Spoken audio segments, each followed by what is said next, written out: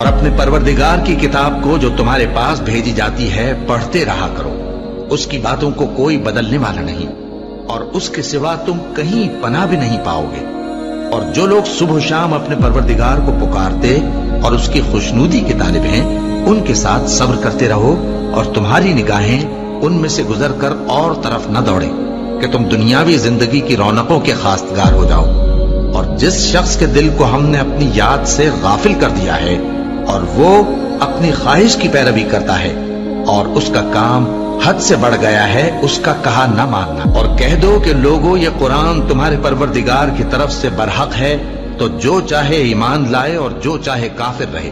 ہم نے ظالموں کے لیے دوزخ کی آگ تیار کر رکھی ہے جس کی قناتیں ان کو گھیر رہی ہوں گی، اور اگر فریاد کریں گے تو ایسے کھولتے ہوئے پانی سے ان کی داد رسی کی جائے گی جو پگھلے ہوئے تانبے کی طرح گرم ہوگا اور جو ان کے چہروں کو بھون ڈالے گا۔